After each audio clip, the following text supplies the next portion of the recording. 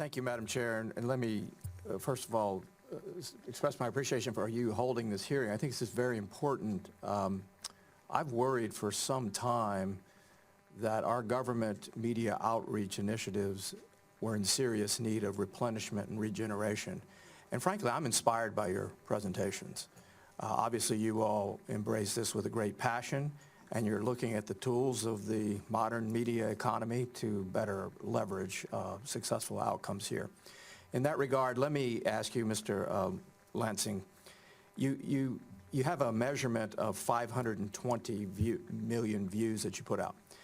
Each week I get a report where my own tweets and my own Facebooks, how many people have looked at them. And by the time you start adding that up, you know, you're in the tens of thousands of people. I mean, 2,000 might look at this one. Sometimes one breaks and it's 20 or 30,000. And so that adds up and piles up quite a bit. So I get what you're trying to say with 520 million views, but going back to what you said, measurement of impact, is that really an accurate number? There are other ways in which you can determine impact, and I think we ought to unpack that. I have several other questions, so if I cut you off, it's just going to try to get to a whole spectrum of things. So if you could give me some assessment of that question. No, that's a great question, Congressman Fortenberry. We hold ourselves accountable, as I said earlier, to impact over reach. The reach is measurable because it's social media platforms and they report their analytics, and so that makes it much even easier for us to understand the reach versus broadcast media. But we don't really think reach is the primary measurement for us. It's really, what do people do having received our content? Do they share it? Do they like it?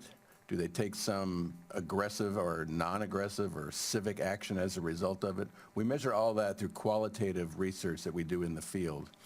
The most important measurement in my mind, honestly... What does that mean, polling? Polling, yeah, just like in the United States. I came out of the private sector as well. It's Gallup and other polling companies that do interviews by phone and in person. Okay, good. And I think this is a softer place, a softer science. It's harder. Sometimes we in Congress, we look at how much money we're spending and how good our intention is, and we determine that that's a measurable outcome, that it's effective, and that's not necessarily the case.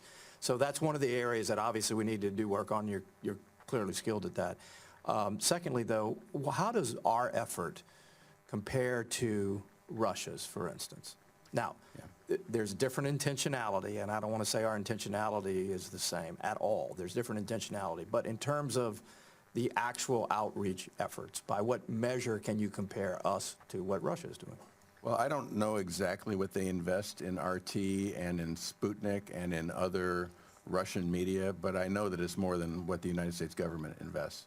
Of course, all media in Russian is... 10 times, 100 times? I think it's around a 10x factor, absolutely. Okay. Back to the question that both our Ranking Member Rogers and Ms. Lowy also raised, our chair. How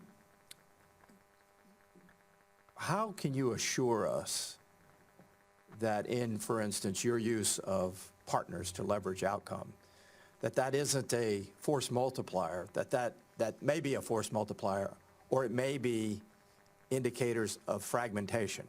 Again, until you've come along, my impression is of this whole entire government effort that it is very fragmented, and that, again, it was in serious need of replenishment and updating.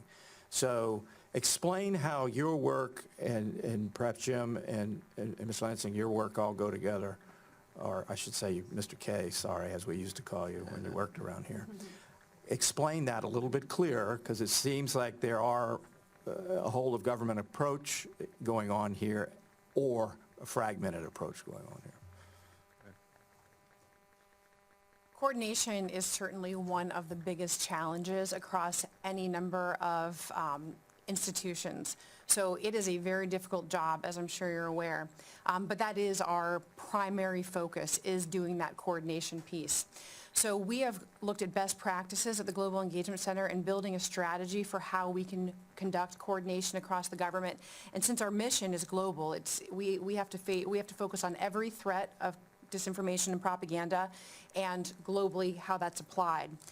So we're building an interagency and international coordination cell based on best practices that we've seen in doing coordination. Where? At the State Department?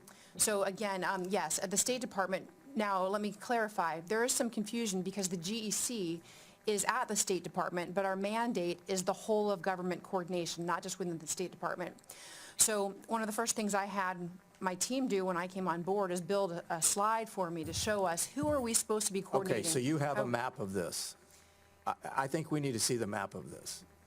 I think my time's up. I'm happy to share with you to the our degree you diagram. can, I get it. I call it my spaghetti diagram because essentially we're coordinating the entire world of countering propaganda and disinformation, but we are using best practices to do it. It takes some time. And as Mr. Kolakowski was saying, you know, it's not a matter of who's in the lead for what specific objective. It's a matter of us making sure we're working together and deciding who's leading. Okay. And for us, it's coordinating I these get it, I've efforts. oversimplified it. I'm just calling, you've laid down a mapping strategy. Madam Chair, I think that would be important for the committee to see. Thank you. Thank you.